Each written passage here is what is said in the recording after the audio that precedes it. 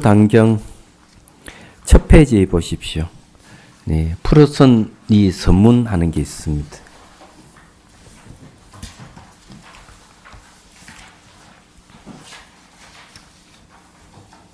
네, 달빛 먹은 향기가 되시길. 시를 한 수 읊고 서서히 이제 가보도록 하죠. 급하게 가는 것보다 서서히 가는 게 좋습니다. 향기가 천리를 간다 하여 천리향이라 부르는 꽃도 제 알몸을 다 드러낸 햇빛 아래선 향기조차 부끄러워 그늘에 숨어 있다가 한밤, 그것도 달 밝은 한밤중에 달빛 머금고 천리길을 가더라. 인연 맺어 살아온 날들이 만든 삶의 곁속에 깃든 신비도 달빛에 제 무늬를 드러내리니 드러난 듯 숨은 삶의 결이다. 달빛을 담아 말리길을 신비로 수놓고 향기로운 삶을 사시기 바랍니다. 아이, 멋있네요. 그 다음에 이제 이 단경을 쓰라는 까닭은 육단경 서문을 이제 또 한번 보도록 하시다. 해능대사께서 소주 대범사 강당에서 비구 비구니 도사 일반 불자들 만여 명을 상대로 반야바라밀법을 설명하시고 무상계를 주셨다. 소주 자사 위거를 위시한 관료 30여 명과 유교 선비 몇 명이 대사께 반야바라밀법을 설해 주시기를 청하였기 때문이다. 아울러 자사는 법회 스님께 대사의 법문을 기록해서 후대에 전하게 하였다. 그것은 도를 배우는 사람들이 대사의 기본 가르침을 이어 서로서로 전수하되 믿고 의지할 만한 바른 이해의 기준이 있어야 제대로 이어받고 전할 수 있다고 여겼기 때문이다. 이것이 단경을 설하게 된 까닭이다. 그러면 이제 본격적으로 얘기를 좀 해보죠.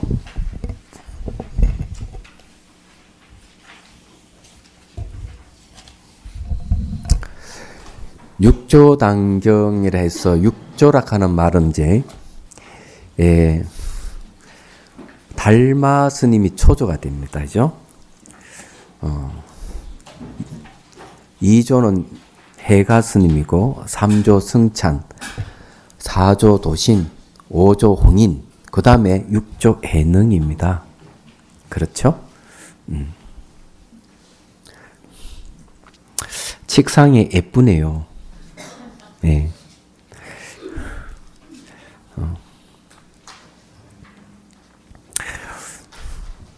그래서 이제 육조란 말인데 그렇게 나왔고요. 이 단경이 설해진 시대는 당나라 때입니다. 오래됐죠. 단경이란 말을 썼는데 단자는 계단의 단을 얘기합니다. 계단의 단이라고 얘기하면 잘 아시겠지만 대범사에서 이제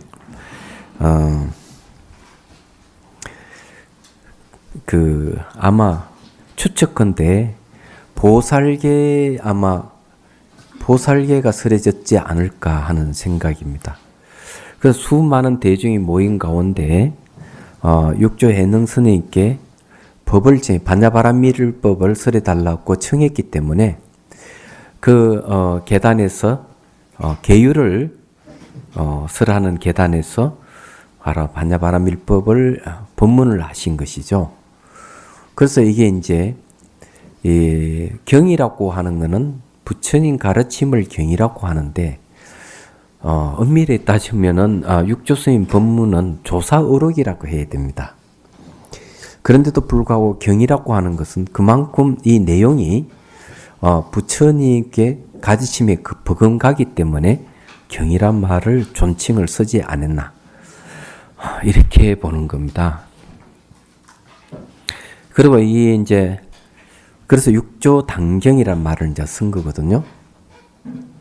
그리고 또 이제 이 육조 단경의 내용은 아주 내용이 간결합니다. 그리고 육조 스님의 일대기가 이 안에 다 들어가 있다 보면 됩니다.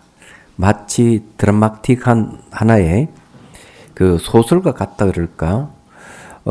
그 구성이 그렇게 돼 있어요. 재미가 있습니다.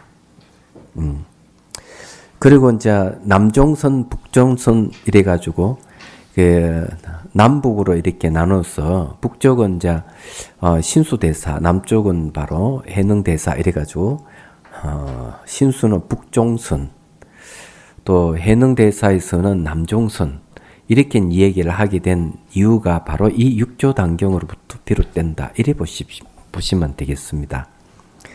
그는 사실은 신수대사가 훨씬 더 명성이 높고 그때 당나라 때 그 아주 여황제가 있었죠. 네, 여황제 누굽니까? 척천무후. 척천무후가 그때 황제로 있을 때니까요. 그때 신수대사가 많은 비호를 받고 불교가 아주 융성할 때입니다.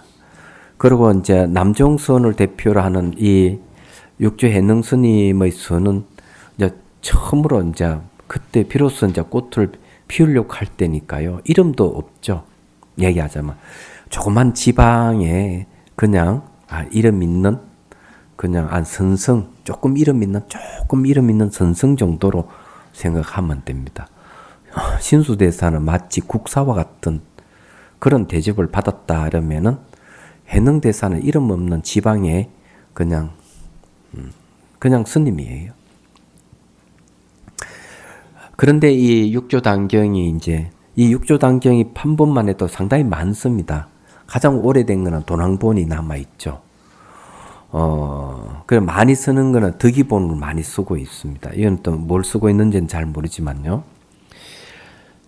그런데 역시 스승은 제자를 잘 만나야 돼요. 얘기하자면 신해라는 아주 훌륭한 제자도 있었죠. 그러므로 해서 이제 그 스승이 이 해능 스님의 이름이 드날리게 됐습니다.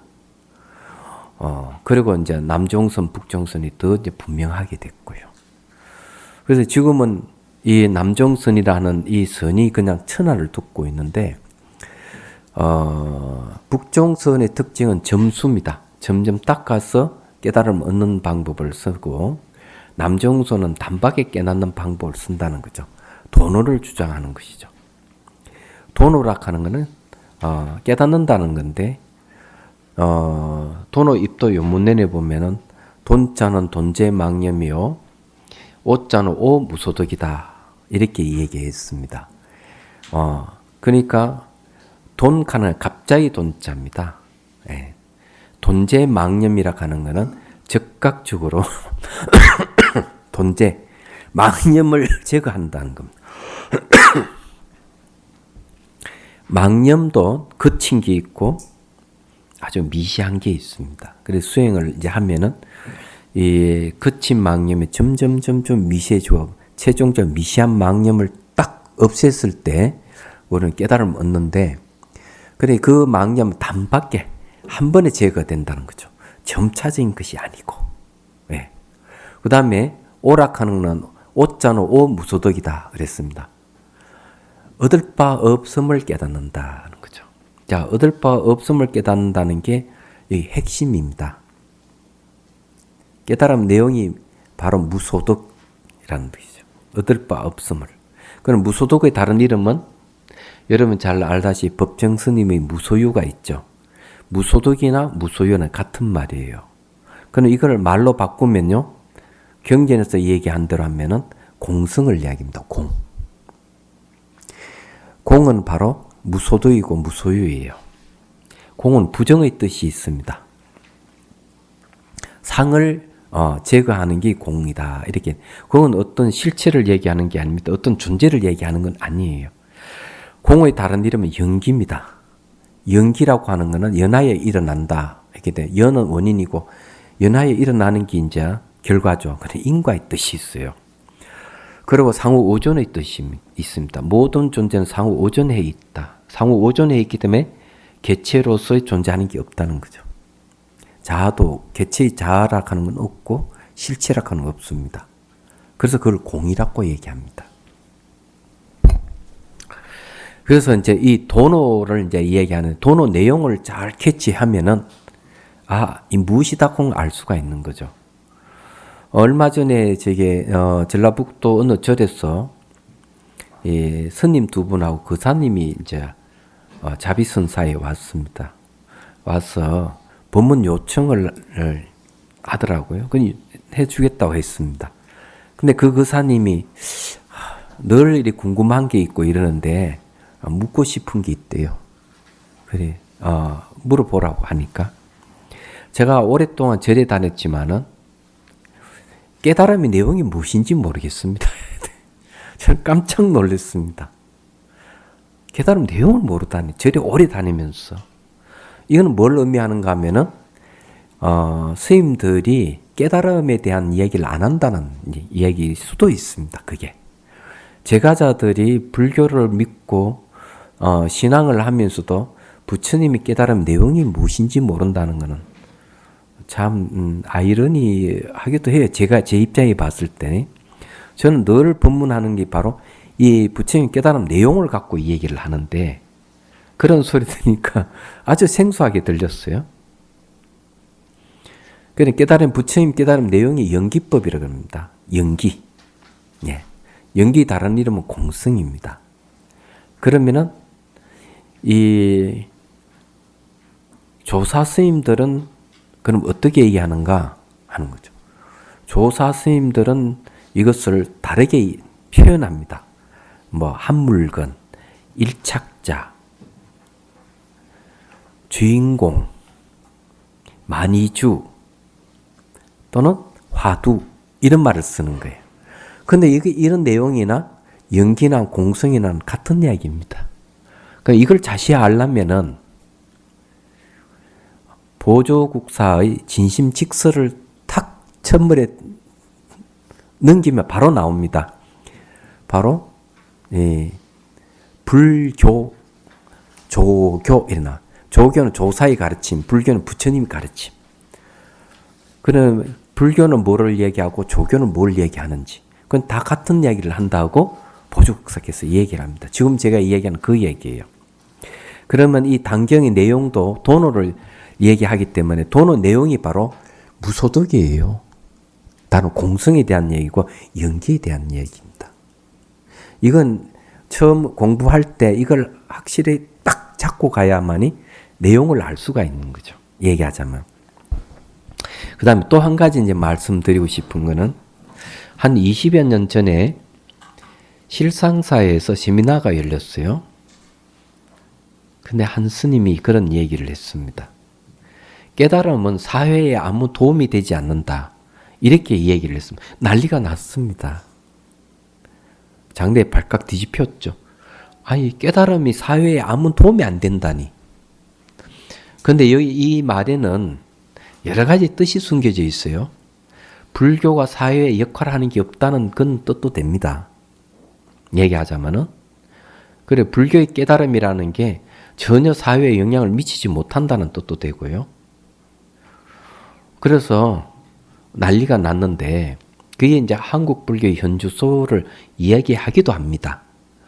그 말은 뭔가 하면은 부처님의 깨달음을 조사의 깨달음 다 같은 깨달음인데 이것이 그 사가 얘기했다. 자기는 오랫동안 절에 다니면서 깨달음 내용이 무엇인지 모르겠다고 하는 것과 똑같이 매우 심각한 이야기라는 것이죠. 여러분들도 아마 깨달음 내용이 무엇인지를 모르고 계셨을 분도 계시리라 봅니다. 그래서 이 부처님 깨달음 내용이 뭔지 확실히 알고 가는 게 좋다 하는 겁니다.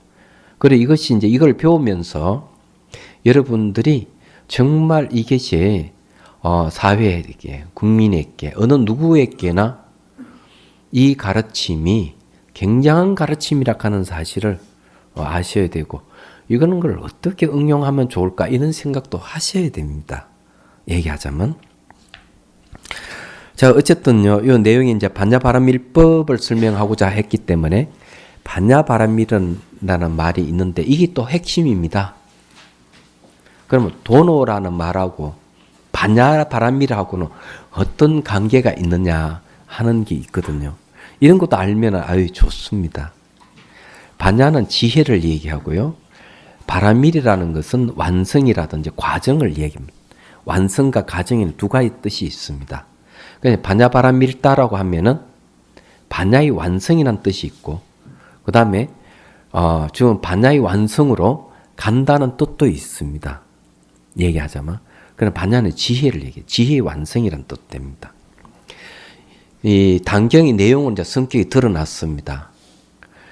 육조 단경의 가르침은 지혜의 가르침입니다.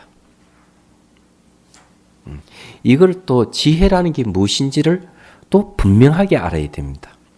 세속에서 쓰는 지혜하고 또 이 불교에서 말하는 지혜하고 어떻게 다른지 이런 것도 명확하게 아셔야 합니다. 이걸 모르면은 또 헤매게 됩니다. 그래서 이제 요거부터 또 이제 개념 정리를 한번 하고 본문에 들어간 게 좋겠죠. 불교의 전통에서 상징적으로 많이 쓰는 그림이 있죠. 그 중에서 꽃을 주제, 꽃 그림 중에서 가장 많이 쓰는 꽃은 뭘까요? 그렇죠. 연꽃이죠. 왜 연꽃을 쓸까 생각을 하셔야 돼요. 연꽃은 지혜를 상징하는 겁니다. 지혜를 상징하기 때문에 그러면 연꽃을 잘 천천히 살펴보면 지혜의 성격을 알 수가 있는 거예요. 얘기하자면. 연꽃은 진흙에서 핍니다. 진흙은 번뇌 망상이고 괴로움이에요. 그 속에서 연꽃을 피는데 연꽃은 어떤 오물을 부어도 받아들이지를 않습니다. 깨끗한 것이죠. 이 말은 뭔가 하면은 번뇌라는 속박에서 완전히 벗어나는 대자유를 의미합니다. 그리고 물들지 않는다. 한번 거기서 벗어나는 이 연꽃은 물이 들지 않는다는 뜻이 있습니다. 또 피면서 그 안에 씨앗을 갖고 있죠. 씨앗은 깨달음 결과를 얘기합니다. 그런데 어쨌든 연꽃은 지혜를 얘기하는데 자기에게 지혜가 생겼다 그러면은 벌써 번뇌 속박을 벗어난다는 얘기예요. 대단한 가르침이에요. 그래서 인도에 세계 최초의 불교 대학이 있었는데 그런 나란다사라 그러죠. 나란다 대학이라는 말을 씁니다. 나란이라는 말은 연꽃이라는 뜻이고 다 하는 건 연꽃을 준다. 달은 준다 이런 말이에요. 연꽃을 준다 이런 뜻이 있습니다. 그런 말은 뭔가 하면은 바로 지혜를 전수해 준다는 뜻이 있습니다. 굉장한 거죠. 그래서 자비선사에서도 일주문 위에 법륜이 있고 연꽃을 올려놨습니다. 지혜의 가르침이에요. 그래서 구름도 올릴 생각을 합니다. 제 이름이 지운 구름 문자 들어가 있으니까 구름을 2개 올리면 좋겠다 이런 생각하는데 구름은 자비를 또 의미하기도 합니다. 그런데 어쨌든 이 반야바라밀법이라는 것은 바로 지혜의 법을 얘기하기 때문에 굉장히 중요한 거예요. 그러면은 지혜를 한번 속속들이 한번 얘기를 좀 해보도록 하죠. 이걸 알면 육조 단경에서 얘기하고자 하는 게 무엇인지 다 이제 얘기가 되는 겁니다. 지혜는 기본적으로 사리 분별을 잘하는 걸 지혜라 그럽니다. 사리 분별은 공사를 분명히 잘 가릴 줄 알고 선악의 문제를 잘 가릴 줄 압니다. 이치가 맞고 안 맞는 걸 잘 가리는 겁니다. 그걸 지혜라고 합니다. 그래 분별을 잘하는 걸 지혜라 그럽니다. 분별을 잘하는 것. 단지 높고 낮음을 분별하고 아름답고 추함을 분별하는 이런 분별은 망상일 수가 있어요. 그렇지만은 원인과 조건에 의해서 일어나고 사라지는 것 이렇게 분별하는 것은 바로 지혜라고 합니다. 기준이라는 게 있는 거죠. 그러면 이런 지혜에도 악지혜가 있고 선지혜가 있습니다. 그러니까 아주 머리가 좋아서 잘 분별을 잘 하는데 악지혜 같은 거 어떤가 하면은 어떻게 하면은 저 집을 잘 틀까? 집주인은 언제 출퇴근을 언제 하고 저 집 안에 어떤 물건이 있는지를 조사를 낱낱이 해서 물건을 훔치는 사람들은 그 지혜를 악지혜라 그럽니다. 예, 뭐 국회 입법할 때도 아마 악지혜를 써서 악법을 만드는 경우도 있을 거라고 봅니다. 그래서 아마 여러분들에게 또 필요할 거예요. 그게. 선지혜라는 뭘 선지혜는 착한 지혜죠. 착하다가 선하는 것은 이익을 준다는 뜻이 있습니다. 나도 이롭고 남도 이롭게. 누구에겐 다 이로운 것은 선한 거죠. 그런데 아주 머리를 써서 사리 분별을 잘해서 많은 사람에게 이익을 줄 수 있으면 선지혜입니다. 그래서 만일 지혜를 이 정도 수준으로 얘기하면 반야바람밀이라고 얘기를 할 수 없어요. 그런 정도로는 번뇌 속바에서 못 벗어납니다. 얘기하자면. 그러면은 한 발 더 나아가서 불교에서 말하는 지혜는 뭘 얘기하는 가 바뀌지 않는. 지혜라 하는 건 그것이 무엇이다고 안다는 알을 얘기하는데 바르게 아는 알미입니다. 알긴 아는데 바뀌지 않는다는 거죠. 시대가 아무리 바뀌어도 그 알고 있는 알, 그 지식은 바뀌지 않는 게 지혜입니다. 천년 만년이 흘러도 이 지혜는 바뀌지 않아야 됩니다. 그런 걸 지혜라고 합니다. 그럼 뭘 알았기에 알의 내용이 무엇인지가 중요하죠. 모든 존재의 공통되는 모습을 바르게 알았을 때 그걸 지혜라고 합니다. 그럼 그런 게 어떤 게 있을까요? 그런 게 어떤 게 있는지 아십니까?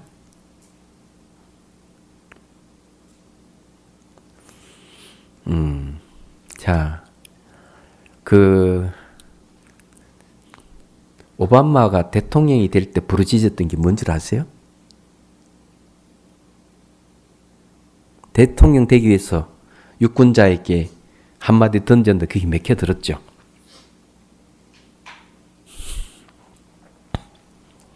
변화입니다. 모든 것은 변한다. 이걸 한문으로 하면은 재행무상 이런 뜻입니다. 모든 것은 변한다 하는 이 진리는 한 번도 바뀐 적이 없어요. 세속의 패러다임도 6개월마다 한 번씩 바뀐다 그래요. 그런데 모든 것은 변한다 하는 이 진실은 한 번도 바뀌지 않는 진리라는 겁니다. 세속학자도 인정합니다. 그걸 무상이라고 합니다. 항상함이 없다. 무상을 바르게 알면은 그걸 지혜라고 합니다. 왜? 이거는 바뀌지 않으니까. 이해가 되실 거라 봅니다.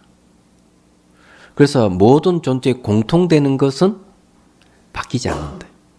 그걸 아는 걸 지혜라 한다. 이거죠. 그럼 모든 것은 변한다면은 좀 더 분석에 들어가면 이런 거죠. 과거는 지나가서 없고, 미래는 오지 않아서 없고, 현재도 머물지 않는 거죠. 과거와 미래가 없으면 현재도 없는 겁니다. 그럼 여러분 과거, 현재, 미래 다 느끼고 있죠. 40년, 50년 살았으면은 한 50년 살았다 이러면 50년 산 인생은 자기 인생이라고 생각하죠.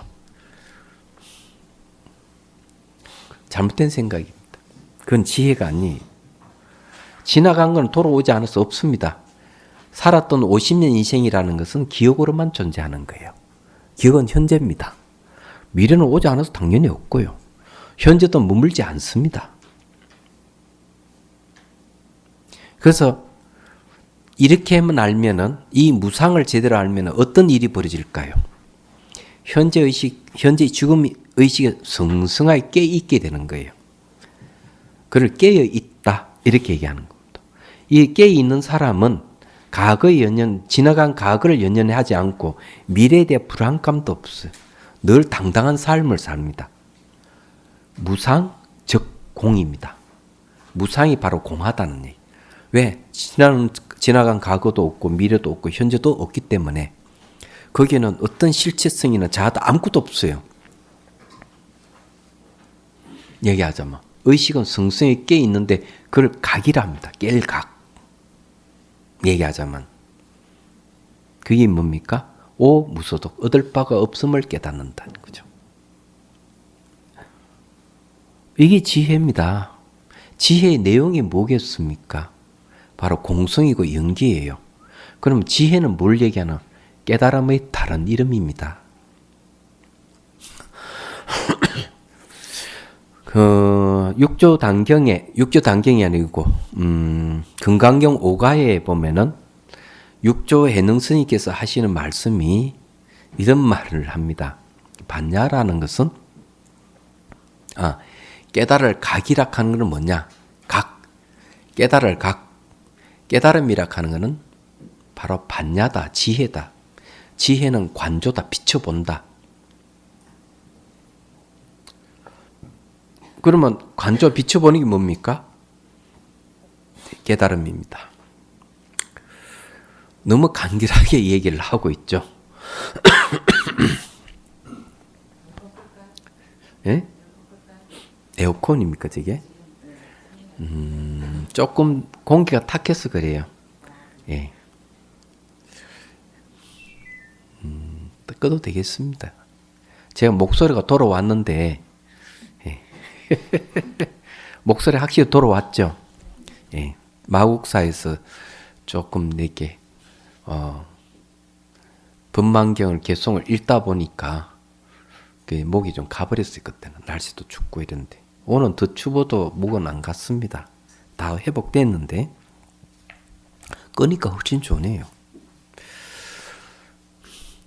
그래서 이제 얘기하자면은 지혜라고 하는 게 대단한 거죠.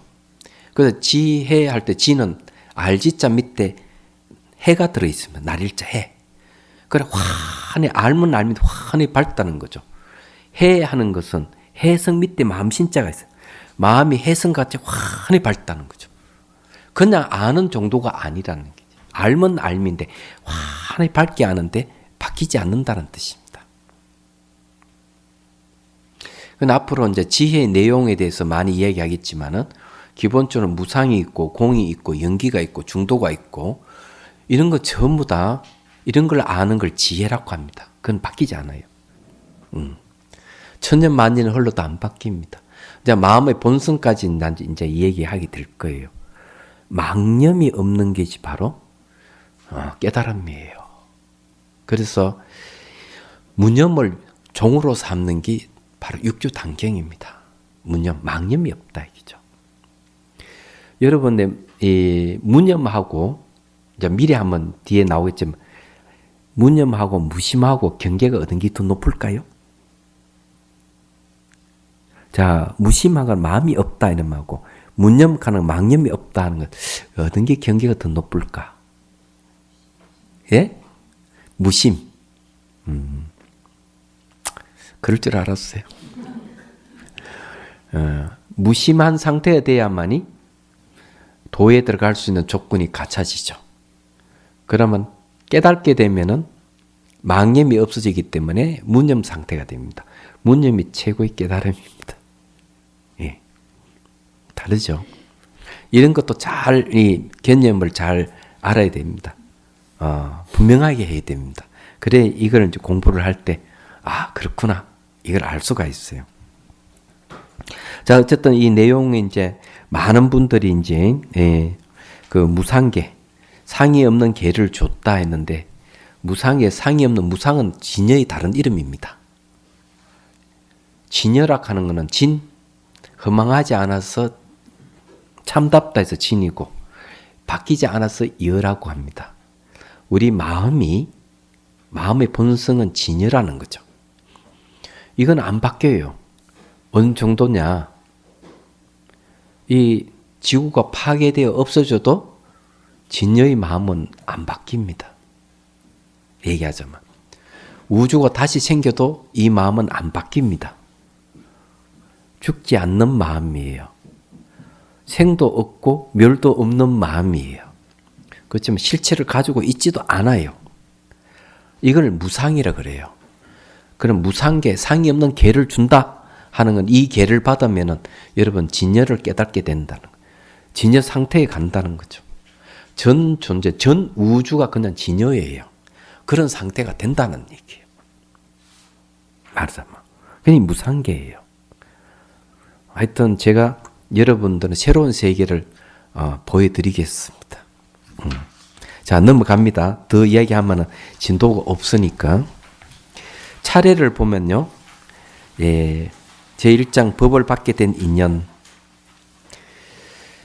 이거는 이제 당신이 이제 어떻게 살아왔다는 것, 어떻게 해서 법을 받게 되고 하는 걸 쭉 설명하고, 이제 법을 쓰라는 거는 이제 이 쭉 법에 대한 얘기를 합니다. 그래서 이제 이 총 3장으로 되어 있어요. 법을 받게 된 인연과 법을 쓰라는 거와 또 멸도와 그 후기에 대해서 이렇게 나와 있습니다. 자, 그러면 넘어갑니다. 자, 법을 받게 된 인연이에요. 제가 여러분들이 강의하는 것은 전통 방식입니다. 전통 방식은 뭔가 하면은, 불교학도 두 종류가 있어요. 현대 불교학이 있고 전통 불교학이 있습니다. 저는 현대 불교학도 한 사람이고 전통 불교학도 개성한 사람입니다. 제 이력 보면 아시겠지만 저는 부처님으로부터 81대입니다. 강맥을 이은 사람입니다. 법맥을 이은 사람이에요. 계맥도 가지고 있습니다. 그래서 저에게 법을 전수해 준 스승님에게 폐가 되지 않도록 정말 프로페셔널 중에 프로페셔널 그런 자부심을 갖고 있습니다. 그래서 얘기하자면은 그렇다는 얘기예요. 그래서 전통 불교학을 이었어요. 그런 전통 불교학은 어떻게 하느냐? 원전 강독입니다.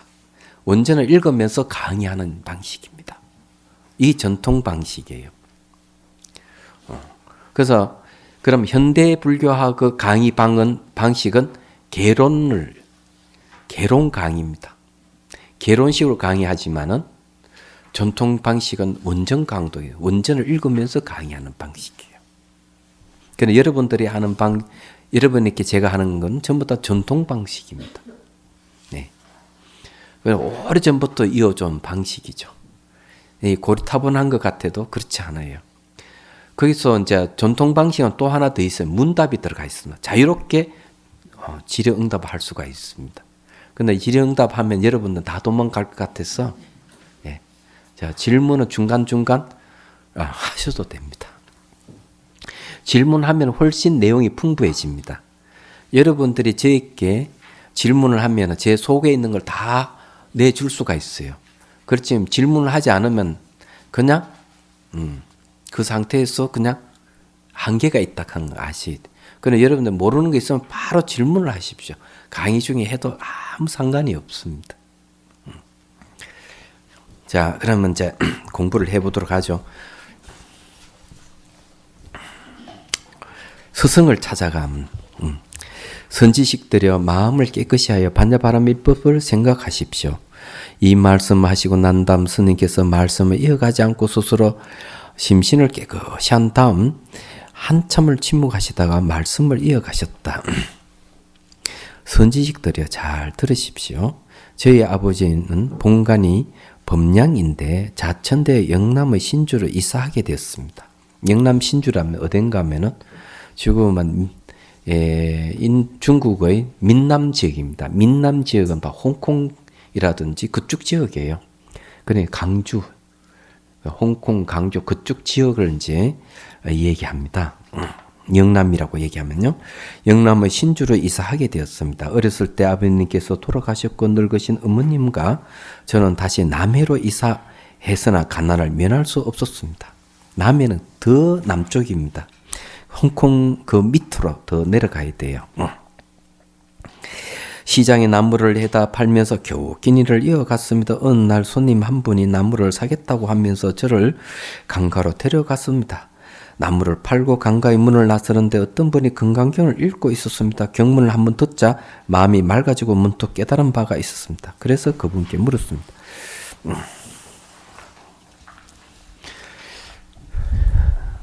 자, 여기서 이제 도대체 금강경 구절이 어떤 구절이 있기에 그냥 딱 듣자마자 깨달음이 딱 왔다 하는 거죠. 듣고 바로 깨달음이 왔다고 하는 것은 전생에 성근이 없으면 안 됩니다. 선한 뿌리, 성근이라고 하는 건 성근의 내용이 뭐냐 하면은 늘 법문을 듣고 잘 참을 줄 아는 인욕, 탐심을 없애기 위해서 늘 남에게 잘 베풀고 그리고 이제 지혜가 있어야 돼요. 얘기하자면 그리고 이제 도덕성을 갖추고 있는 거. 이런 것들이 전부 다 성근의 내용들입니다. 이런 것이 있어야만이 딱 들으면 바로 착 지혜가 열리는 것. 깨달음이 있었다 하는 건 지혜가 열렸다는 얘기예요. 얘기하자면. 그럼 여러분들이 지금 육조 단계를 늘 듣고 있으면은 바로 선한 뿌리가 내리기 시작하는 거죠. 여러분 이걸 한 권 다 뗄 때쯤 되면은 아마 여러분 얼굴이 빛이 날 겁니다. 그래 벌써 본인 스스로는 잘 모르지만 남들과 비교해서 내가 좀 달라졌다 이걸 알게 될 거예요. 그래 부처님 가르치면 바로 즉각 효과가 있다는 겁니다. 효과가 없으면 진리가 아니에요. 그게. 자 봅시다. 해능대사. 어디에서 오신 분에게 이 경전을 가지고 계십니까? 경을 읽던 사람. 저는 기조 항매현 동빙무산에 주석하고 계신 오조 홍인 화상을 찾아뵙고 외부를 드리고 오는 중입니다. 지금 그곳에는 천여 명의 문인이 있습니다. 저는 그곳에 홍인 대사께서 성녀와 일반 불자들에게 금강경 한 것만 지니고 있으면 곧 자성을 보아 바로 부처를 이루게 된다고 권하는 것을 들었습니다. 그 말을 들은 저는 가것에 인연이 있었는지 곧 어머니께 말씀드리고 항무현의 빙무산으로 가서 오조홍인 화상을 찾아뵙고 예배를 드렸습니다. 자, 오조홍인 대사의 일화를 좀 얘기를 좀 해야 되겠죠. 예. 사조 도신선사에게 이제 한 나이 많은 분이 가서 출가를 하겠습니다. 받아주십시오. 나이가 많아서 안 되겠네. 몸을 바꿔 오시게. 그 노인이 나이 많다 하니까 길을 가다 보니까 이렇게 다리를 건너가는데 밑에 빨래를 하는 처녀가 있는 거예요. 가서 처녀에게 얘기합니다. 저 당신 몸을 좀 빌리고 싶은데요. 그러시오. 그러니까 바로 그 자리에서 노인이 딱 꼬꾸라져 죽습니다. 그리고 바로 처녀 잉태가 됩니다. 처녀에게 태기가 있는 거예요. 세상에 결혼도 하지 않았는데. 그 태어난 게 오조 홍인 대사예요. 태어나서 이제 어릴 때 벌써 자기는 이제 스승을 찾아간다 그래. 자, 한 17살쯤 됐겠죠? 또 찾아갑니다. 저 출가하러 왔습니다. 받아주십시오. 그러니까 넌 나이가 너무 어려서 안 되겠다. 이러니 아니 어느 때는 나이가 많다고 안 된다 하시더니만 또 이렇게 적다고 이렇게 또 냉대를 하십니까? 그래서 받아들였어요. 그게 오조 홍인대사랍니다. 저도 들은 이야기입니다. 대단하신 분이죠. 그래서 그 일화만 들어봐도 알 수가 있습니다. 홍인화상이 묻으면 너는 어떤 사람, 어디 사람인데 여기까지 왔어? 나에게 예배하며 나한테 무엇을 구하고자 하는가? 저는 영남의 신주 사람이며 멀리 이곳까지 와서 화상께 예배 드리는 것은 다른 것을 구하고자 하는 것이 아니라 오직 부처님이 가르침을 구하고자 합니다. 그러자 오조께서 저를 꾸짖으면서 말씀하셨다. 너는 영남 사람으로 오랑캐인데 감히 부처가 될 수 있단 말인가? 자, 이게 이제 상당히 재미있는 이야기죠.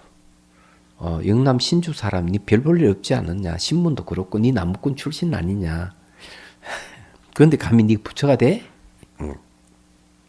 해능대사가 얘기합니다. 사람에게는 남북이 있으나 불성에는 남북이 없습니다. 오랑캐의 몸으로는 하상과 같지 않으나 불성에서 보면 무슨 차별이 있습니까? 자, 이게 대단한 말이에요. 불성은 부처의 성품인데, 자,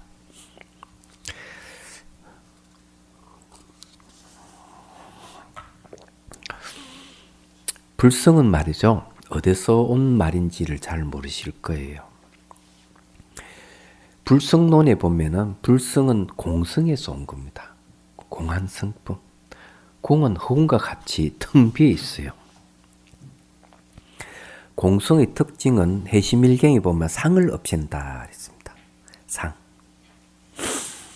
그래서 수행을 하면은 공성에 대한 가르침을 듣고 공성의 이치를 사유하고 그 지혜를 의지해서 수행을 하게 되면 상이 없어져요.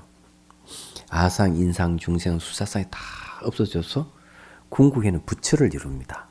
그래서 그 공성을 부처를 이루기 때문에 불성이라고 이름을 붙여서 이 얘기를 합니다. 그럼 공성의 다른 이름이 뭘까? 빌공자, 성품, 성자, 선데 공성의 다른 이름은 연기법, 연기입니다. 부처님 깨달음 내용이죠. 그럼 이해되시죠? 예, 불성이 바로 연기 다른 이름이에요. 공성이 다른 이름이고. 그런데 이 불성에는 남북이 없다 이렇게 했는데 이게 왜 중요하냐 이기죠. 신문을 보다 보니까 OECD 중에서 남성보다 여성이 한 30% 정도 월급을 그러니까 덜 받는다고 나와 있다고 신문에 보니까. 이걸 남녀 차별이라고 신문에 얘기를 합니다. 남녀는 차별이 있습니다. 감히 이야기하자면 왜 남녀는 차별이 있느냐.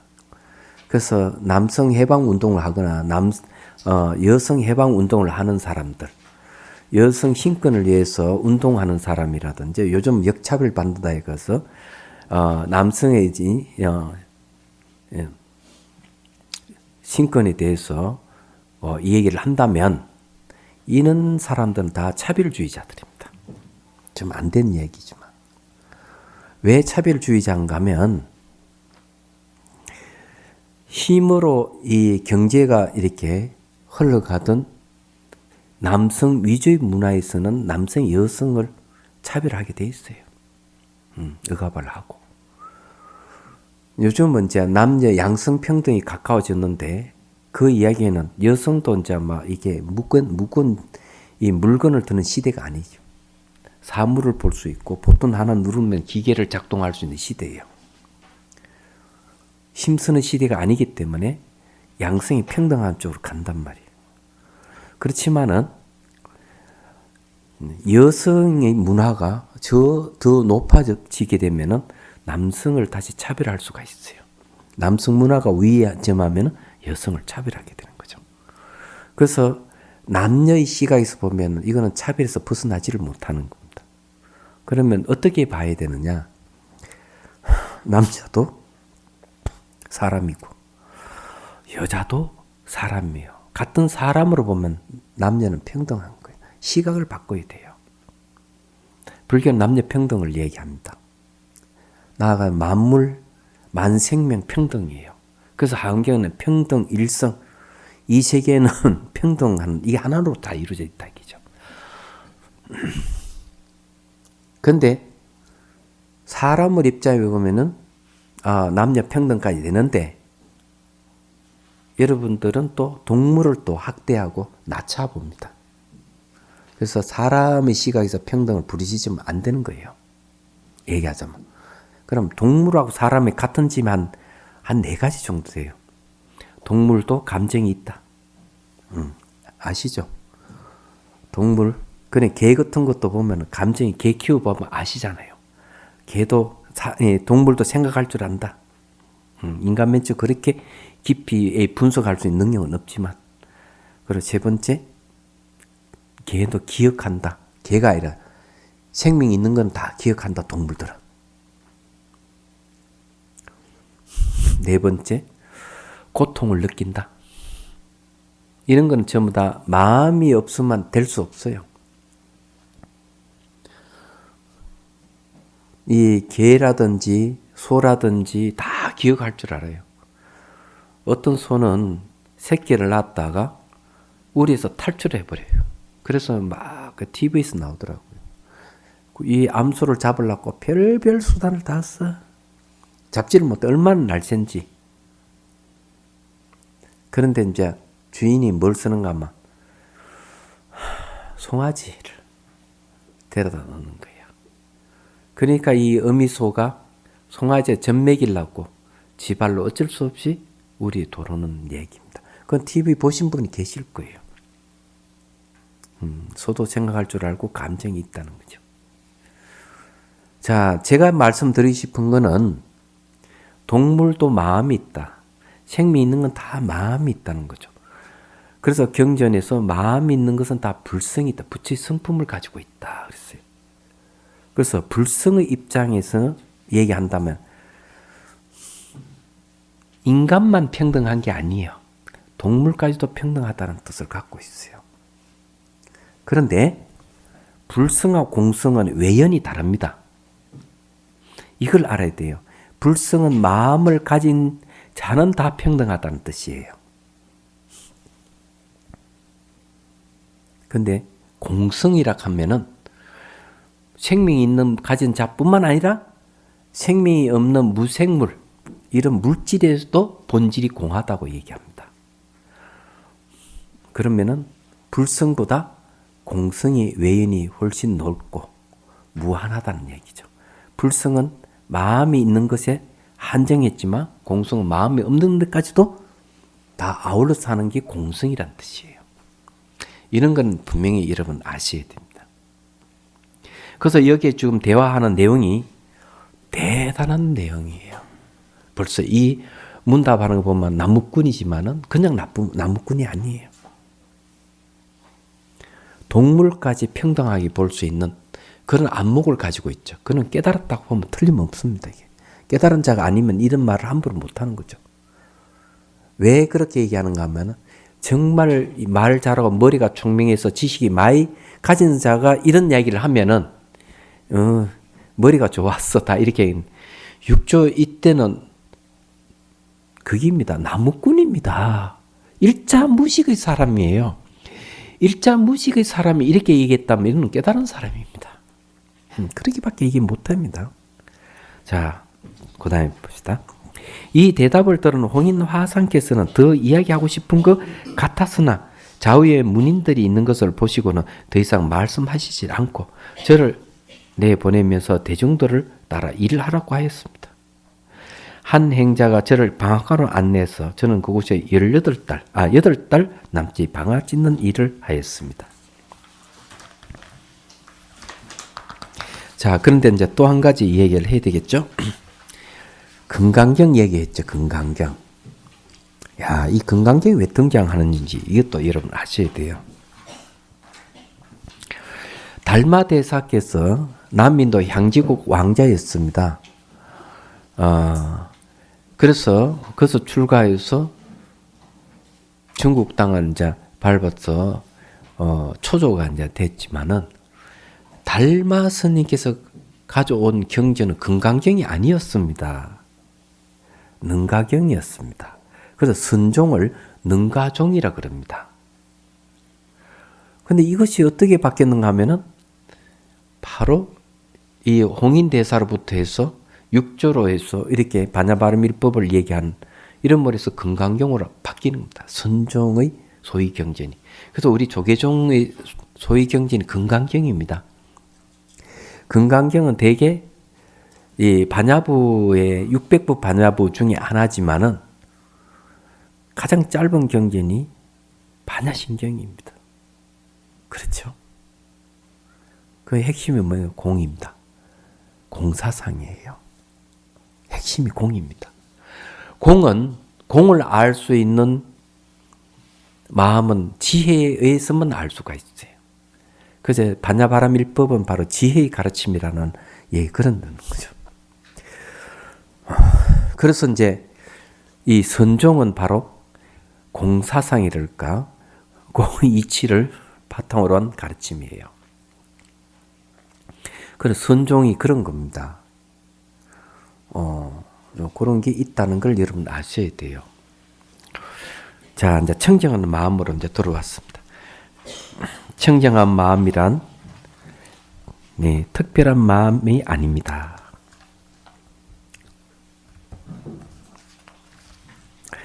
일어나고 사라지는 모든 마음 현상을 있는 것으로 받아들여 그것으로 마음이 되게 하는 알매의 특성이 청정한 마음입니다. 일어나고 사라지는 마음 현상을 있는 그대로 알아차려는 본래의 마음이지요. 자, 일어나고 사라지는 마음의 현상이 있는 그대로 알아차리는 본래의 마음이다. 이랬습니다. 본래의 마음이라고 하는 걸 바뀌지 않는 마음이란 뜻이고요. 마음의 본성은 안다는 알미라는 걸 얘기합니다. 그래서 아비달마에서도 대상을 인식해서 그것이 무엇이다고 아는 알미 바로 마음의 특성이라고 분명히 얘기하고 있고, 원효 스님께서도 대성기신론서에서 신령스럽게 아는 것이 마음이다 이랬습니다. 그래서 마음을 정의를 할 때 마음은 바로 아는 것, 알미 바로 마음을 정의하는 내용입니다. 여러분 다 마음 다 얘기하지만은 마음을 정의하기가 좀 어려웠을 거라 보는데, 마음은 아는 성질을 갖고 있는 것을 마음이라 그래요. 그러면은 마음을 다시 몇 종류로 나눌 수가 있느냐? 감각으로 아는 것 5가지가 있죠. 감각으로 아는 것은 시각, 청각, 후각, 미각, 촉각, 마음. 그건 직접 지각하는 마음이에요. 그리고 추론하는 마음이 있어요. 그건 의식이라 그럽니다. 6개의 마음이 됐죠? 그는 잠재되어 있으면서 의식이나 감각에 영향을 주는 마음이 있어요. 그걸 유식에서는 말야식이라 그래요. 다른 말로 하면 자아의식이라 합니다. 잠재되어 있어요. 그리고 이런 마음들을 낼 수 있는 근본 바탕으로서의 마음이 있습니다. 최심층의 마음입니다. 그걸 아리아식이라 그럽니다. 아리아라 하는 건 저장한다, 감춘다. 이런 뜻을 갖고 있죠. 요즘 말로 하면은 무의식을 얘기합니다. 서양에서 말하는 무의식은 잠재의식인 말라식 정도의 수준이라고 보면 돼요. 내용을 보면. 그래 어쨌든 무의식이라고 보면 돼. 이렇게 총 8개의 마음을 얘기를 합니다. 그래서 이런 마음은 다 아는 성질이 있기 때문에, 알을 이야기하기 때문에 식자를 붙여요. 식, 알식자부터. 그는 의식 할 때 식, 말라식 할 때 식, 아리아식 할 때 식. 무슨 말 이해가 되시죠? 식이라 하는 말은 주관객관이 상대한다는, 상대해서 그것이 무엇이다고 안다는 얘기예요. 그럼 시각을 보통 안식, 네. 청각을 비식 이렇게 합니다. 비식이 아니구나. 안이 맞네. 이식. 코는 비식, 혀는 설식, 몸으로 촉감 느끼는 건 촉식. 네. 그럼 이해가 되시죠? 무슨 말인가?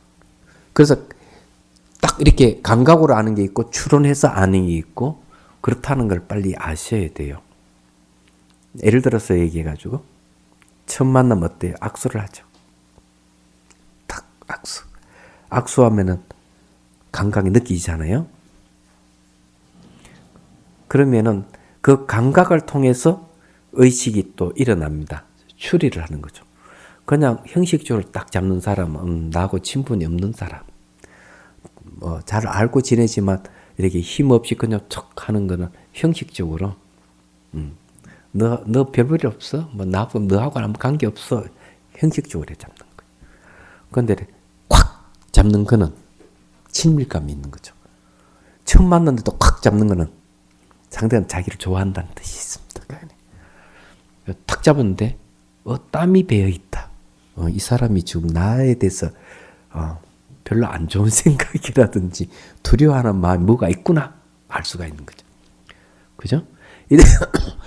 이런 느낌 오는 거는 촉각이지만은 그에 추론하는 거는 의식이 하는 일이다. 이런 말이 얘기하자면 무슨 말 이해가 되시죠? 그걸 다 통틀어서 그냥 마음이다 하는 겁니다. 그런데 그 마음도 청정한 마음이라면 어떻게 얘기되는 얘기지? 청정한 마음. 자, 청정한 마음은요, 깨끗하다고 하는 말은 그게입니다. 일어나고 사라지는 생멸이 없는 마음을 청정한 마음이랍니다. 우리 마음의 본성, 불성을 청정심이라 그래요. 그러면 이 청정한 마음은 일어나고 사라지는 마음을 알 수가 있습니다. 이건 뭐냐? 마음이 마음을 안다 이게요. 그래서 여기서 마음 현상을 있는 것으로 알아차리는 본래의 마음이죠. 이 말은 뭐 마음이 마음을 안다 이런 뜻입니다. 자, 마음이 마음을 안다는 게 도대체 이해가 안 되겠죠. 이런 그냥 넘어가면 의심만 생기니까 얘기를 해드려야 되겠습니다. 자, 마음이 마음을 아는 도리를 아는 분 계세요? 처음 들어보는 말 아니에요? 그죠? 마음이 마음을 알다니. 가르쳐 드릴게요. 자, 손을 이렇게 들어 보십시오. 새끼손가락을 잡고 뒤로 제낍니다. 천천히 제끼십시오. 그래 끝까지 제낍니다. 자, 뭐가 아프죠? 네? 뭐가 아파? 에? 뼈가 아프다고. 또요? 에? 피부가 아프다고. 자, 놓아봅니다. 아픔이 사라졌죠? 자, 그래서 여러분들이 마음이 마음을 안다는 걸 이해를 못하는 거죠. 이게 보편적으로 누구나 다 일어나는 현상입니다. 그래서 저도 이걸 미국 가서 10여 년 전에 가가지고 그 현지인들에게 시켜봤는데 뼈마디가 아픕니다 이렇게 얘기하던. 한국 사람 되게 손가락이 아픕니다 하고 뼈마디가 아프다 이랬는데 뼈가 아프다 그러셨죠. 네. 통찰력이 좀 있으신 분입니다. 피부가 아프다 하는 것도 역시 그냥 손가락이 아프다 하는 것보다 훨씬 더 진전돼 있는 말이 전 좋은 말입니다. 그런데 아픔은 뭡니까 도대체? 촉각이잖아요. 그죠? 촉각은 8개의 마음 중에 하나죠. 5개 감각 중에 촉각이 들어가잖아요. 그렇잖아요. 촉각은 아픔이에요. 그럼 아픔을 아는 마음이 뭡니까? 의식입니다. 의식이 촉각을 아는 거죠. 마음이 마음을 알았습니다. 마음이 손가락을 아는 게 아니에요. 이거. 손가락이 진짜 있는 줄 아세요? 손가락 없습니다. 이게 손가락이라 하면 이건 참 뭐가 있다고 생각하면 안 돼요. 전자현미경 거 딱 보면은 여기 아무것도 없어요. 처음에는 세포 핵, 그다음 분자, 원자. 분자, 원자가 하면 벌써 생밀합니다. 없어요. 생밀한다는 생겼다 살 반복하는 거예요. 아무것도 없어요. 얘기하죠. 손가락이라 하는 거는 없습니다. 근데 아픔은 있죠. 근데 아픔은 어때요? 제낄 때는 아프다 놔버리면 아픔이 사라집니다. 이 아픔도 조건에서 일어났다, 조건에서 사라집니다. 이걸 뭘 아는? 마음이 일어났다, 사라졌다 하는 거죠. 이걸 아는 마음이 뭐냐? 이게 의식이죠.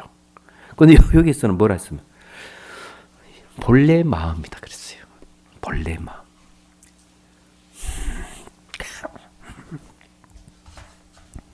그래서 이제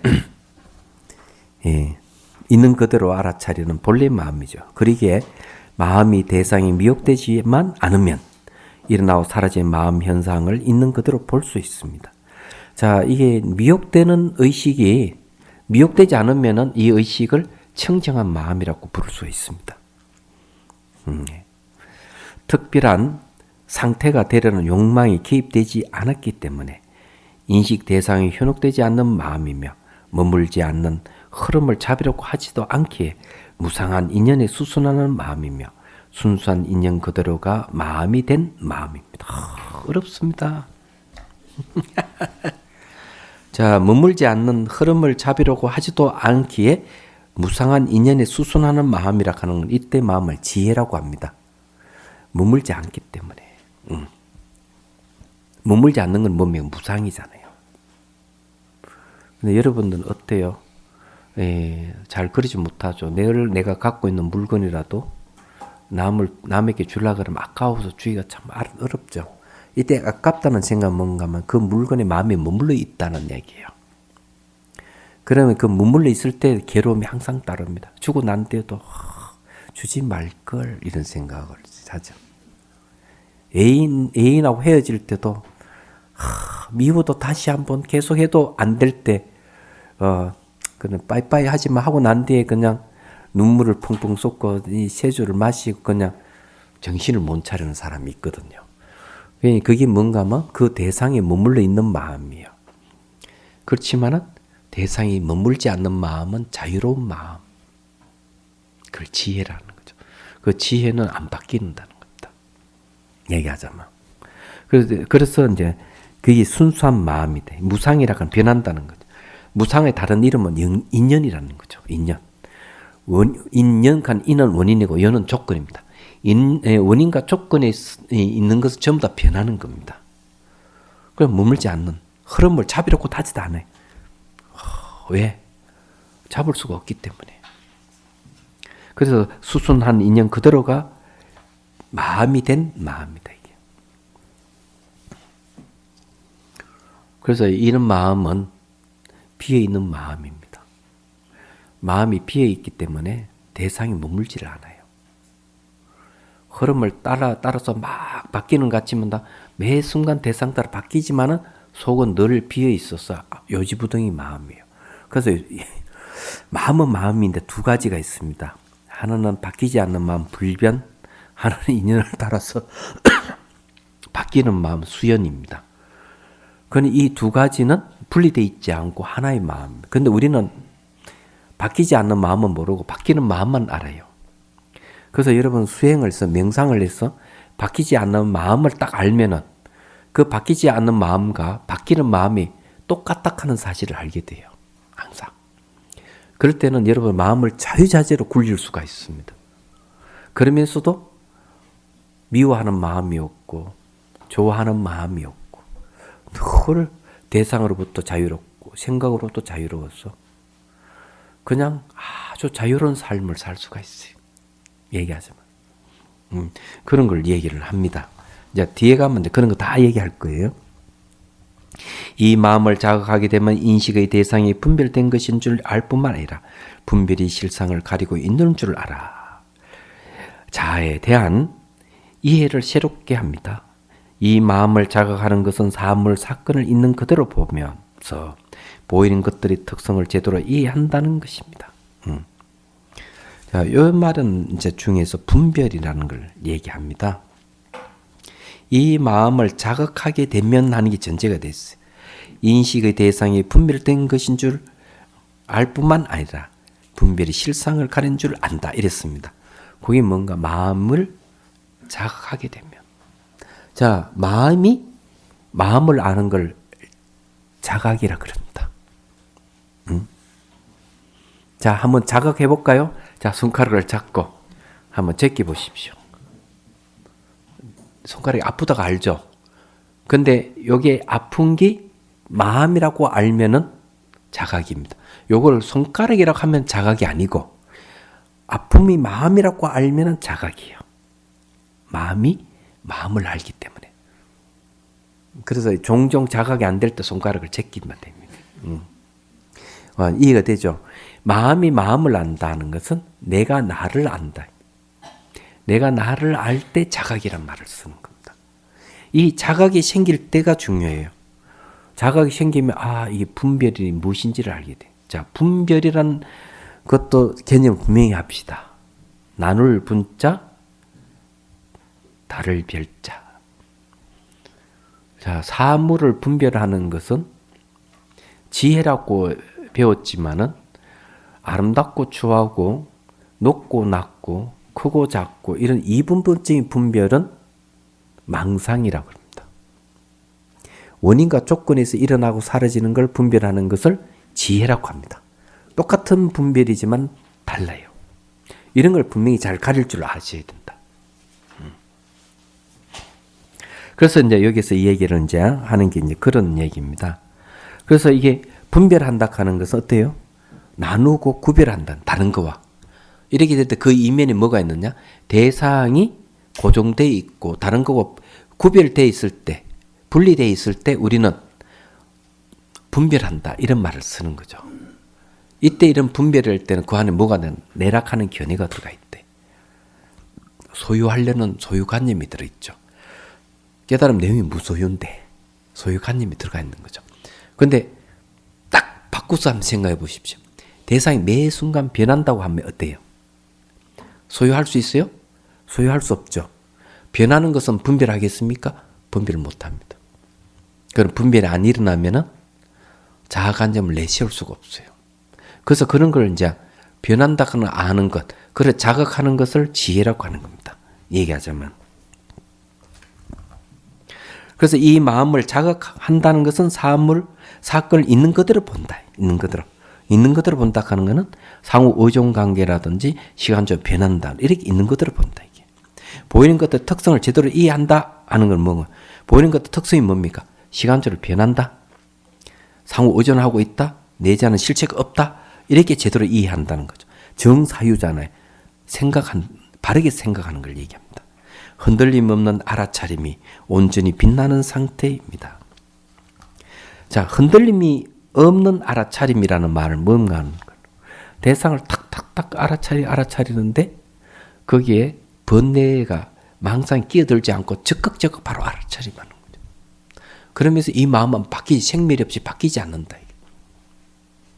자, 이 바뀌지 않는 마음은 어렵죠. 자, 그러면은 연습을 한번 해야 됩니다. 이 청정한 마음을 지금 아주 어려운 얘기지만 연습을 좀 하면은 될 것 같아요. 자, 연습을 하면서 한번 바뀌지 않는 마음이 무엇인지를 조금이라도 맛을 한번 보도록 하죠. 자, 저쪽에 탱화가 있어요. 탱화를 보십시오. 반대편으로 저쪽 문사를 보십시오. 다시 위쪽으로 저기 연등을 보십시오. 저를 보십시오. 자, 그러면은 세 곳을 봤는데 세 곳이 같은 게 하나도 없죠. 탱화 다르고 문살 다르고 연곳이 다릅니다. 자, 여기 바뀌지 않는 게 하나 있는데 그게 뭘까요? 탱화, 연등, 문살은 다 대상이 바뀌는 건데 안 바뀌는 게 하나 있는데 그게 뭘까요?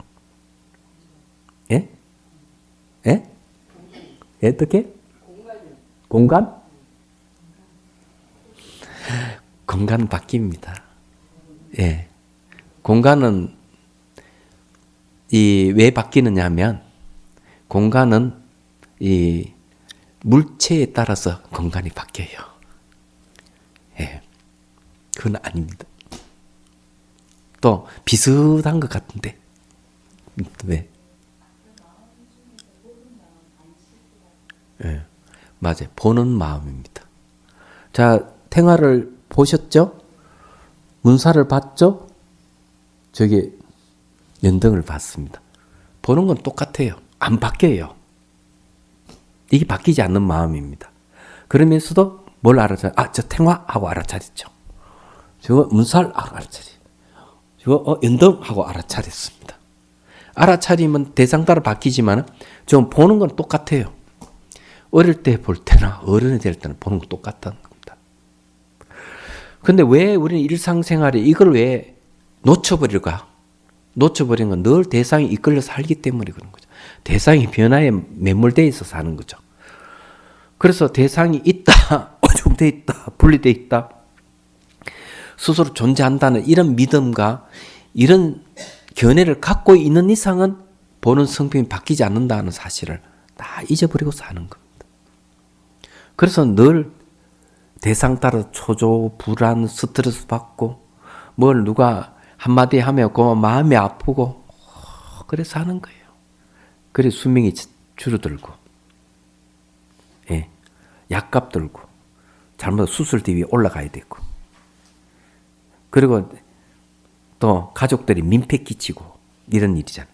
그럼 반대로 보는 마음이 바뀌지 않고 이놈이 스트레스를 받지 않는다 하는 걸 알면 청정한 마음은 생멸이 없기 때문에 스트레스 안 받으면 어디 됩니까? 누가 뭐를 얘기하고 비난을 하더라도 그냥 알아차림을 하지만 내 청정한 마음은 안 바뀐다는 걸 알면은 직장 생활이 여유롭고 재미가 있고 날마다 좋은 맛. 남이 나를 뭐라 하더라도 표정은 표정 관리가 안 된다 하더라도 마음은 바뀌지 않는다 하는 거 알게 되면 댁질이죠. 그러면 왜 됩니까? 민폐도 안 끼치고 약값도 안 들고 수술비도 안 들고 하는 일마다 즐겁고 대자유인데 그렇게 살아야 될 거 아닙니까? 안 그래요? 그래서 이 내용이 바냐바라밀의 가르침 내용이 그런 가르침을 얘기를 하는 겁니다. 대단한 거죠. 얘기하자면. 저는 벌써 이 마음을 오래전에 벌써 찾았어요. 지금도 바뀌지 않는 마음이 늘 현존합니다. 안 바뀌어요, 이 마음. 얘기하자면. 누가 뭐를 하면은 감정도 일어나고 생각도 일어나는데 보는 마음 똑같아. 정말이에요. 그래서 수행을 하셔야 돼요. 얘기하자면. 그래 어렵진 않니. 투자를 조금 하면 돼. 시간 투자. 두문불출하고 한 3개월만 투자하면 될 것 같아. 제대로 지도를 하면은 지도를 많이 받지 못하더라도 한 1년 정도는 투자를 하면 충분히 될 것 같다는 생각을 합니다. 예. 자, 그 다음에 이제 봅시다. 그래서 이제 지금 처음부터 아주 핵심을 얘기를 하고 있어요. 그래서 이게 이제 흔들림 없는 알아차림이 온전히 빛나는 상태입니다. 지혜가 완성된 것이죠. 자, 이때까지 이야기한 내용이 뭡니까? 지혜의 완성, 바냐바라밀입니다. 자, 청정한 마음이라고 하는 건요, 생밀이 없는 마음인데, 우리는 생각은 어때요? 생겼다 사라져 반복하죠. 그래, 뭐, 이거 일을 해야 되는데, 어찌하면 좋은지, 막, 머리가 깨지는 것도 아프고, 이러는 마음은 생밀이 있는 마음이에요. 자, 그러면은, 생밀이 있는 마음하고 생밀이 없는 마음이 만날 수 있을까요? 없을까요? 어때요? 만날 수 있을까요? 못 만납니다. 코드가 안 맞는데 어떻게 만나요? 코드가 맞아야 되잖아요. 그래서 생밀하는 마음이 생밀이 없는 마음을 탁 만나면은 생밀이 있는 마음이 소멸돼 버립니다.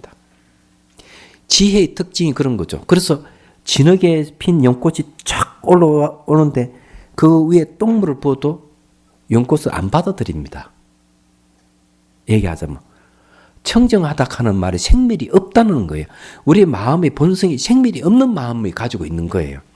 이것은 신석기 시대 가도 안 바뀌어요. 구석기 시대 가도 안 바뀌어.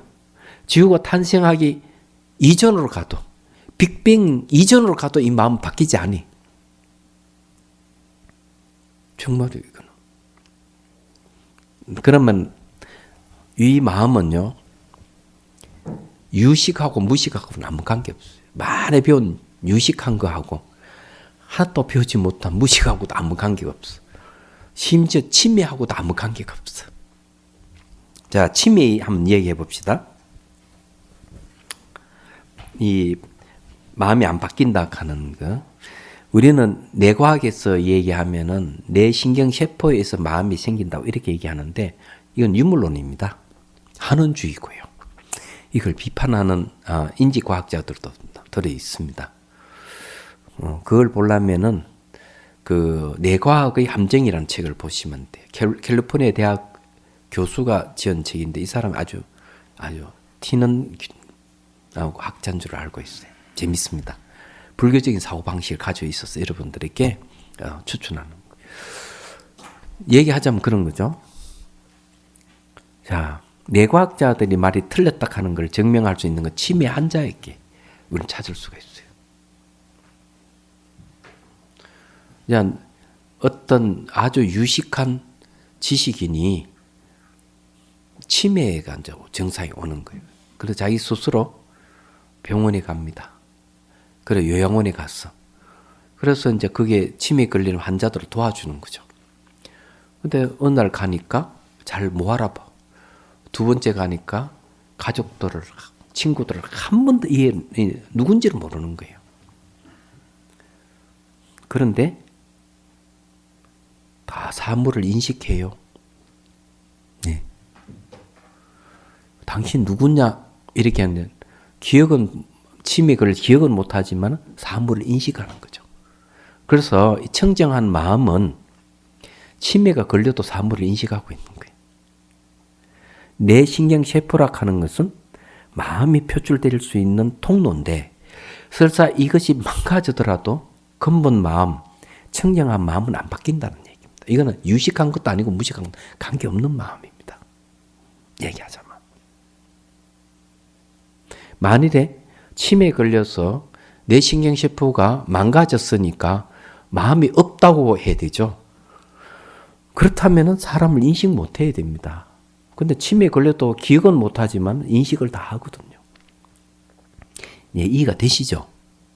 그래서 치매에 걸린 환자를 미워하지 마세요. 정말이에요. 이게. 그래서 얘기하는 이게 뭔가 하면은 지혜가 완성된 것이죠.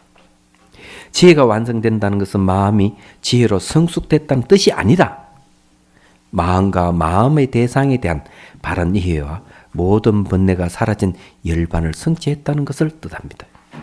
열반의 다른 이름이 공성입니다. 열반이란 말은 모든 번뇌가 다 사라진 것. 어떠한 견해도 없는 상태. 생도 없고 멸도 없는 걸 갖다 열반이라 그럽니다. 이게 바로 청정한 마음이라는 얘기입니다. 여기서 말한 대로. 이거는 뭘 얘기하는 건 바로 지혜라고 얘기해요. 지혜의 완성이라고 하는 겁니다. 그리고 마음과 마음의 대상에 대한 바른 이해라고 했습니다. 자, 마음과 마음의 대상에 대한 바른 이해를 제가 얘기해 보죠. 수행을 처음 할 때는 마음이 마음을 대상으로 합니다.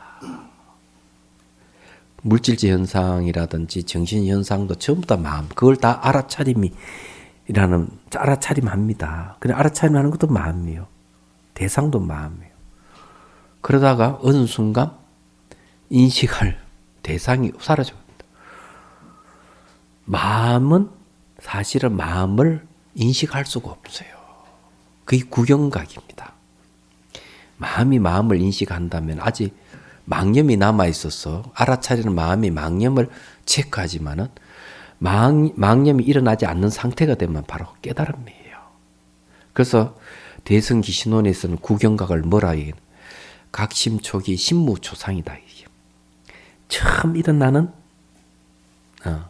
마음을 탁 캐치해서 아니까 각심초기.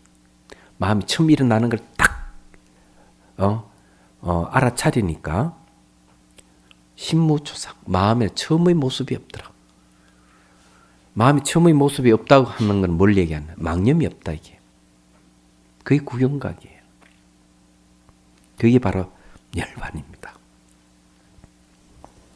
이 말은 굉장히 쉽게 얘기했지만은 얘가 수행을 하려면은 좀 수행 단계를 거쳐야 되고 수행하는 사람 점검을 받으셔야 돼요. 그렇지만은 이렇게 쉽게 얘기한다는 건 좋은 일이에요.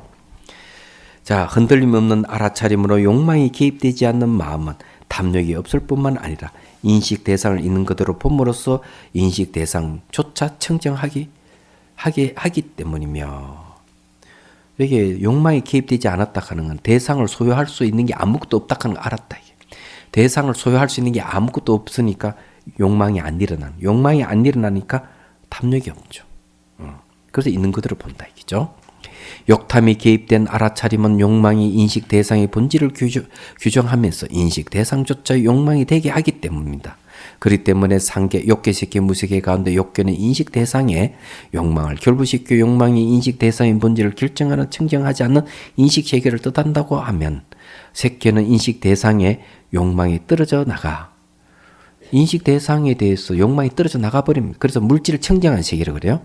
그래서 청정한 물질 세계를 있는 그대로 인식하는 세계를 말하지만 아직 물질을 이루는 연기적 배경과 물질의 본성인 공성의 철저한 인식이 없는 것을 뜻하고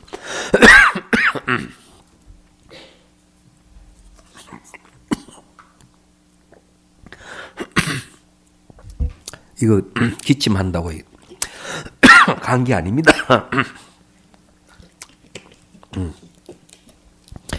목이 말랐어. 이런 현상이니까요. 무색계는 색계의 인식을 넘어서 순수하게 마음 작용만 있는 인식 세계를 뜻합니다. 그래도 이 색계, 욕계식계, 무색계는 세간이라고 합니다. 세는 시간, 간은 공간, 시간 공간을 제약받아요. 그럼 완전한 세계 아니고요. 욕계 천국은 6개, 물질이 청정한 색계는 천국이 18개, 무색계 천국은 4개, 총 28개 천국이 있어요. 욕계 천국은 내가 도덕성을 잘 지키고 남에게 많이 베풀기만 하면 갈 수 있어요. 욕망의 세계는 극대화되어 있는 세계예요. 그렇지만 색계와 무색계는 명상을 해야만 갈 수 있습니다. 그렇죠. 명상의 목적은 천국에 가는 게 목적이 아니기 때문에 이건 궁극의 세계가 아니라는 걸 여러분 아셔야 돼요. 그러므로 무색계에서는 물질을 보는 것이 아니라 물질이 존재하게 되는 배경이 무한한 호흡과 사물, 사건들의 관계성을 관찰하게 되고 관찰되는 호공의 무한성이 인식에 의해 형성된 이미지인 줄 알아. 인식만의 세계에서 인식의 무한성을 관찰하다가 물질과 호응도 없는 무한한 인식 속에서 비교할 수 있는 차이가 없어져 인식조차 없는 것 같은 세계상을 관찰하는데 이르러 존재하는 것은 아무것도 없다는 사유세계에 도달하게 되고 이게 무소유처예요. 그건 깨달음 아닙니다. 관찰이 더 깊어져서 존재하는 것은 아무것도 없다는 이미지조차 넘어서게 되면서 있다는 표상과 없다는 표상을 동시에 만족시키는 근거로서 표상이 있는 것도 아니고 없는 것도 아닌 세계, 비상, 비비상처를 사유하게 됩니다. 이 모든 것이 오직 마음에 의해서만 사유되는 세계이므로 물질이 없는 세계라고 합니다. 자, 여기서 시간이 별로 없어서 그런데 거기에 보면요. 중간에 그러므로 무색계에서 물질을 보는 것이 아니라 물질이 존재하게 되는 배경이 무한한 호공과 사물, 사건들의 관계성을 관찰하게 되고 하는 공부변처가 있죠. 이건 호공을 대상으로 수행하면은 이 경지에 갑니다. 그래 호공이 무한하게 되기 때문에 이 경지에 이제 이르게 되면은 자기가 호공 자체가 됩니다. 호공 자체가 되기 때문에 그러다가 이제 호공 자체가 되는 순간 이 궁극이 알기는구나 알아요. 그 다음에 이제 뭔가 하면 호공을 관찰하는 호공의 무한성이 이제 인식에 의해 형성돼요. 그러면은 호공이 무한하기 때문에 호공을 인식하는 마음도 어떻게 됩니까? 무한하게 돼요. 그런 식무변 마음이 끝이 없는 처정이 됩니다. 정가는 선정을 이야기하고 고시락하는 것은 바로 마음이 무한하게 됐다는 걸 얘기합니다. 그게 바로 식무변처라고 얘기합니다. 지금 그 마음 수련원에서 하는 게 호공을 궁극이라고 그러고 하는 게 바로 요걸 얘기하는 거예요. 겨우. 그래서 호공 자체가 되면은 대용원이고 그리고 그게 창조주고 그게 천국이다 이렇게 주장합니다. 그 우명이라는 사람이 주장하는 내용이에요. 근데 그거 하면 안 됩니다. 호공이 되려면 어떻게 하는가 하면은 때려 부수고 없애고 죽여야 돼요. 얘기하자면 상상으로. 그래서 하는 방법이 뭔가 하면 자 여러분들 로켓을 타십시오. 이 상상이죠. 다 타면은 자 출발합니다 하고 우주로 갑니다. 그리고 우주가 이제 폭발합니다. 쾅. 그러는 거 물어요. 여러분 어떻게 됐습니까? 이러면 우주가 되었습니다. 이렇게 얘기합니다. 그 다음에 이제 이게 한 첫 단계 정도 돼요. 좀 더 가면은 나중에 이제 우주에 올라가서 어떻게 하느냐? 팔다리를 톱으로 자르십시오. 목을 쳐서 자르십시오. 블랙홀에다 다 집어넣으십시오. 이렇게 합니다. 참. 그래서 상상으로 자기 죽여버리고. 그리고 뭐 수소폭탄, 원자폭탄을 동원해 별이고 지구고 다 때려 부숴버려요. 그래 아무것도 없는 호공이 되게 합니다.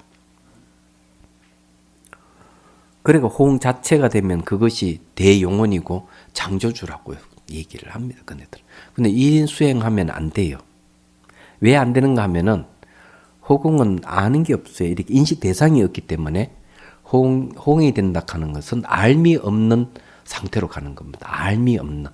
알미 없다 하는 무지를 무명을 얘기합니다. 그럼 무명이 되면은 아무것도 모르는데 그런 상태가 되면은 창조주가 될 리가 없죠. 그래서 한 번은 군 부대에서 많은 학자들을 하고 세미나를 한번 열었어요. 이 군부대 이제 문제가 아주 벌써 20여 년 정도 된 것 같습니다. 10여 년 정도 됐나? 15년 정도 됐나? 왜냐하면 군에 자꾸 사고가 나니까 심리치료 문제 때문에 학자들이 모여가지고 연수를 했던 거죠. 그래서 종교인들이 많이 참여했어요, 그때. 그래서 이게 스님들도 있고 신부, 목사, 순녀, 정녀 다. 제가 좀 유식을 좀 안다 해서 유식하게 심리에 대해서 좀 이야기를 좀 하다가 목사님이 한마디 하더라고요. 마음은 영성의 한 부분이죠. 제가 알아들었어요. 그 7대 종교 지도자 평화골이라는 단체가 있는데 거기서 불교와 영성에 대하여라는 주제로 제가 강연을 했기 때문에 신부님, 목사님, 스님 다 대상으로 했기 때문에 영성에 대해서 좀 알았어요. 근데 불교에서 말하는 영성하고 기독교에서 말하는 영성이 다릅니다. 내용이. 말만 같아요. 그래서 성령을 받아들이는 게 영성이에요. 그래 별볼이 없다 이렇게 하는 거죠. 그래서 딱 물었어요. 목사님, 하나님은 이 우주를 창조하셨다는데 알고 창조하셨습니까? 모르고 창조하셨습니까? 아니까. 그냥 알고 창조했죠. 그러면은 하나님 속성이 뭡니까? 하고 대답을 못하는 거죠. 왜? 안다, 알미라고 얘기해야 되거든요. 안다는 게 마음이잖아요. 그래서 친절하게 얘기했습니다. 바로 안기 없으면 창조 못하지. 아는 것은 마음입니다. 그럼 마음이 먼저입니까? 하나님이 먼저입니까? 내가 물었어요. 그래서 초기 기독교사에도 보면 그느시스 학파가 말하는 그 내용을 보면은 태초에 신이 있었다 이 얘기 안 합니다. 그느시스 학파, 그 명상학파인데 마음이 있었다. 갈로 열고 신 갈로 닫고. 그래 창세기가 전개됩니다. 불교의 창조주는 마음입니다. 일체심조라 그러잖아요. 그렇기 때문에 그 얘기를 제가 했죠. 그래서 무지한 상태면 창조주가 된다는 말은 거짓말이에요. 대영혼이 된다는 것도 우스운 이야기고. 그래서 그런 데 휩쓸리면 안 된다. 이게 마음 수련이 굉장히 무서운 거죠. 난주 다음 시간에 오늘 여기까지만 하고요. 제가 시간 너무 많이 빼앗았습니다. 제가 갈 길이 바빠요.